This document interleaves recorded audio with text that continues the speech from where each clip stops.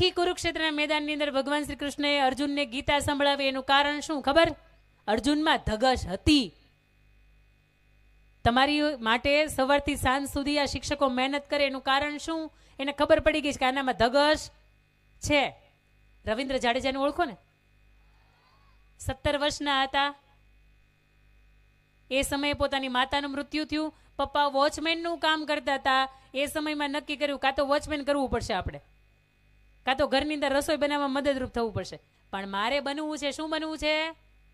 Cricketer. અને એના માટે મારે રાત દિવસ એકઠું થવું પડે ને તો હું કરીશ, પણ મારે ક્રિકેટર બનવું છે. 17 વર્ષની વયે પપ્પા વોચમેનનું કામ કરતા હતા, માતા એના હયાત નહોતા. અને આ સમયગાળાની વચ્ચે પણ પોતાની ધગશ હતી કે મારે ક્રિકેટરે બનવું છે, ને આજે એ બન્યા. મોદી સાહેબ તમને ખબર છે ઇંગ્લિશ કેટલા વર્ષની ઉંમરે શીખ્યા? ખબર કોઈને? મોદી સાહેબ અત્યારે વિદેશમાં જાય તો ઇંગ્લિશમાં વાત કરે છે, ખબર છે ને? હા કે ના? હા. કેટલા વર્ષની ઉંમરે શીખ્યા ખબર? 52 વર્ષની ઉંમરે શીખ્યા. તમે કેટલા વર્ષના છીએ? કેટલા વર્ષના? વધીને 15, 16, 17 વર્ષના. આપણે નહીં શીખી શકીએ તો ઇંગ્લિશ તો બહુ અઘરી ભાષા છે. ભાઈ કેમ શીખવી? જો 52 વર્ષના સમયગાળાની અંદર પણ કોઈ વ્યક્તિ શીખી શકતી હોય તો એ આપણા માટે આપણી પ્રેરણા છે. પાછળનું જે બોર્ડ છે ને પ્રેરણા શબ્દ, એ આપણા માટે પ્રેરણા છે કે આપણે એને જોઈન કરી શકીએ. કેરળની અંદર એક કુટિયા અમ્મા 104 વર્ષના છે. કેટલામું ભણે છે ખબર છે? કેટલામું ભણતા હશે? 104 વર્ષના કેટલામાં ભણતા હશે? કેટલામું? 100 વર્ષના થયા ને પછી ભણવા બેઠા. અને એને કોઈ પત્રકારે પૂછ્યું કે 100 વર્ષના પહેલા ધોરણમાં? તો કે અમારી વખતે નહોતું ભણાતું, પણ અત્યારે મને એમ થાય ભગવાન લેવા આવે ને એટલી પ્રાઇમરી શિક્ષણ પૂરું કરીને જાઉં. મને એમ થાય એ કુટિયા અમને 104 વર્ષની ઉંમરે ધગશ છે કે મારે ભણવું છે, પણ આપણે આ 17 વર્ષની ઉંમરે આપણી ધગશ વહી જાય છે. ભણવું નથી ભાઈ. ભણવા સિવાય બીજી વાત કરો. ઘરે ભણો ભણો ને ભણો, ક્લાસમાં ભણો ભણો ને ભણો. અને બેન તમે બાકી રહી ગયા હતા, તમે એ જ વાત કરો છો ભણો ભણો ને. હા ભણો, તમે બોલો છો, હું નથી બોલતી. એમ પછી એન પછી ઓ પછી પી, પેશનની વાત છે. પી પછી ક્યુ, ક્વોલિટી અને quantity time spend with your family. કેટલા વ્યક્તિઓ એવા છે કે બા કે દાદાની પાસે 10-15 મિનિટ બેસે છે? હાથ ઊંચો કરજો. અમે કેમ નથી બેસતા? અમે કેમ નથી બેસતા? હા આ બાજુ ઊંચો કરે. હવે આ કંઈક કારણ લાગે છે.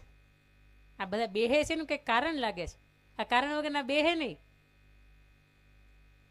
તમારે એ જાણવાનું છે કે તિજોરી ક્યાં છે, વહીવટ કેમ થાય.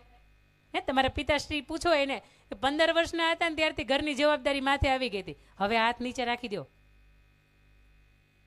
પણ જ્યારે પણ તમે તમારા બા કે દાદાની સાથે કે મમ્મી ને પપ્પાની સાથે બેસો છો અને એની અમુક વાતો સાંભળો છો ને ત્યારે તમને એમ થાય કે આવું હશે, આવું હશે. એ તમને સવાલ ન થાય ને એટલા માટે તમારા પરિવારની સાથે તમે ગમે એટલા વ્યસ્ત હોય, તમે ગમે એ કરતા હોય, આપણે ગમે એટલું વાવેતર કરવાનું બાકી હોય પપ્પાને પાછળ, છતાંય સાંજે ઘરે આવીએ ને એટલે એક વખત આપણા દીકરાના ખભા ઉપર હાથ મૂકીને કે કેવું હાલે ભણવાનું ભાઈ? નાપાસ થવું કંઈ નથી લાગતું ને? કંઈ ઘટે જ? કંઈ વધે જ? કંઈ ચિંતા છે? આવા અમુક સવાલો પૂછજો. બાળક આપણું હાવ આપણાથી વયું જાય દૂર, ક્યાં 12-13 વર્ષની ઉંમરે સિગારેટ ફૂંકતું થઈ જાય ને આપણને ખબર ન પડે. પણ એની પહેલાં એ બેસજો, ઉઠજો, ક્યારેક એનું દફતરે ચેક કરજો. એટલા માટે કે રાજકોટની અંદર 8-8 વર્ષના બાળકો ડ્રગ્સની હેરાફેરી કરતા શીખી ગયા છે. વિચારો શું હાલત થાય.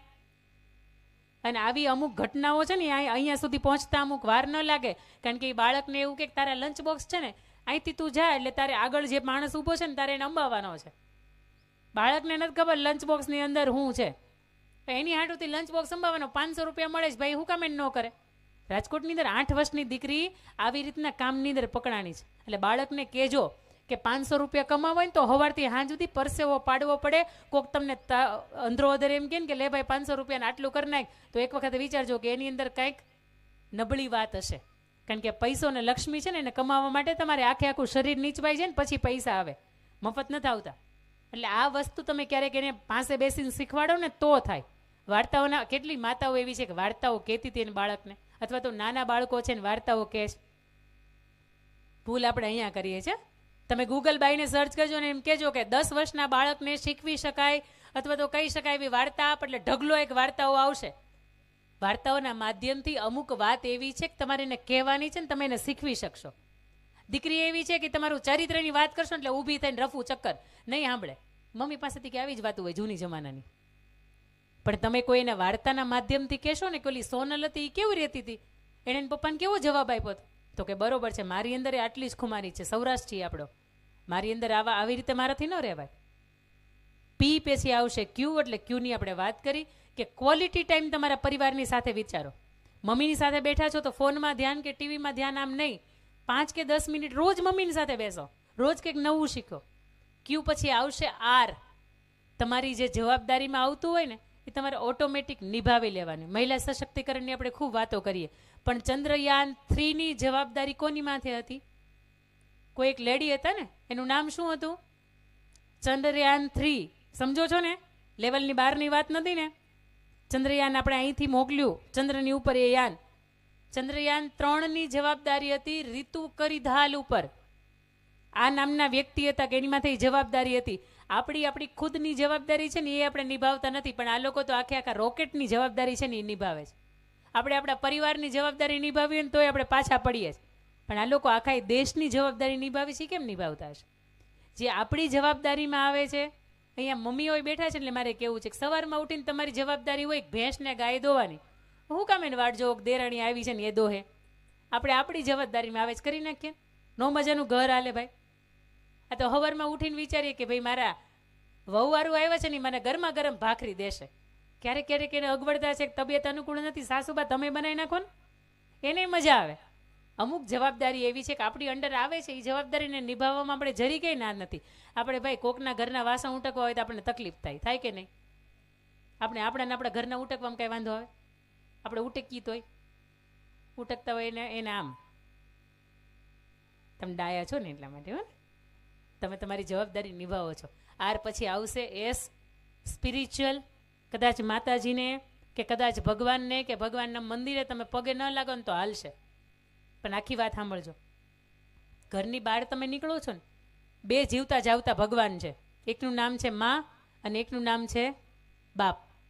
આ 2 વ્યક્તિને ખાલી આમનમ નહીં, હો ખાલી આમનમ નહીં, એના 2 પગ છે ને જમણો ને ડાબો, એના અંગૂઠાને આમ ચરણ સ્પર્શ કરજો, પેલા હૃદય ઉપર મૂકજો અને પછી અહીંયા મૂકજો. સ્પિરિચ્યુઅલ થોડાક આધ્યાત્મિક આપણે આટલા બનીએ કે આવનારા સમયની અંદર જ્યારે પણ સંકટો આવે ને ત્યારે માએ કે બાપે મૂકેલો હાથ છે ને એ તમને બચાવી લેશે. અને એક વખત તમે એને નમતા હોય એટલે જગતની કોઈ તાકાત નથી તમને નમાવી શકે. કેટલા એવા છે કે અહીંયા બાળકો શાળાએ આવે છે તો એક વખત મમ્મીને પપ્પાને પગે લાગે છે. હાથ ઊંચો કરજો. હા, અરે ભાઈ અમે નથી લાગતા, અમે કઈ દુનિયામાં જીવીએ છીએ? મંગળ ઉપર. કાલથી પગે લાગજો. હા, જીવનમાં કેટલા જ લોકો એવા છે કે મા બાપ છે જ નહીં, એટલે પગે લાગવું પણ કોને લાગે? પથ્થરને. કેવી રીતે પગે લગાય? આમ. કેમ લગાય? આ જમણો પગ, આ ડાબો પગ, આ હૃદય ઉપર અને પછી માથા ઉપર, આવી રીતે પગે લગાય. અને મમ્મીની જવાબદારી આવે છે બરોબરના વાંકા ન વળે ને તો એને બરાબરના વાંકા વાળજો, વળ વાંકો અથવા તો વળ વાંકી, પગે આવી રીતે લગાય.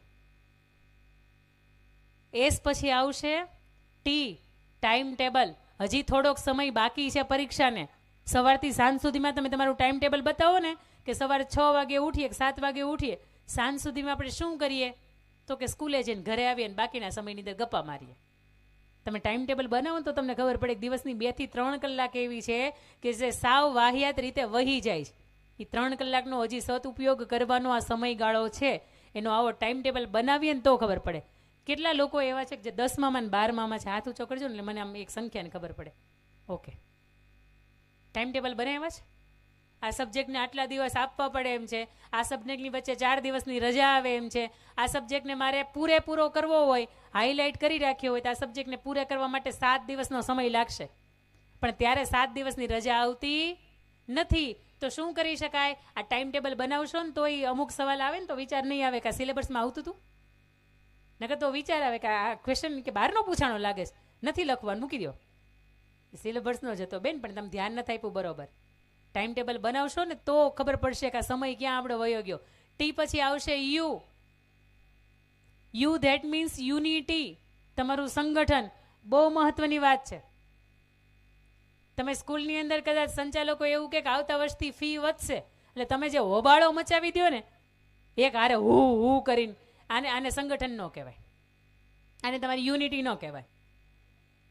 પણ આ મેદાન સાફ કરવા વાળા 2 કે 4 ભાઈઓ જે કંઈ પણ હોય, મને નથી ખબર અહીંયા સિસ્ટમમાં છે કે નહીં, પણ એ કદાચ 2 કે 4 ભાઈઓ આજ નથી આવી શક્યા, અથવા તો આવો કાંઈક કાર્યક્રમ છે તેની અંદર વ્યસ્ત થઈ ગયા છે.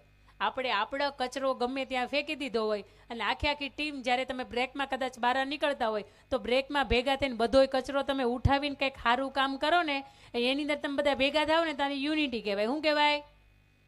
એટલે ઓલી ટીટોડી હોય ને એના ઈંડા લઈ ગયો હોય એટલે ટીટોડી એવું કે દરિયાને બુરી દઉં, કાગડાને કે તું મદદરૂપ થા, કાગડો મદદરૂપ થાય, ચકીબેન મદદરૂપ થાય, કાબરબેન મદદરૂપ થાય, અને બધાય ભેગા થઈને જ્યારે કામ કરે ને ત્યારે ઈશ્વરે આવે ને ઈશ્વરે એમ કે દરિયા તું એને ઈંડા તું પાછા આપી દેજો, તને હું હૂકવી દઉં. ઈશ્વરને આવવું પડે ક્યારે? કે જ્યારે તમે સારા કામ માટે ભેગા થતા હોય ને ત્યારે.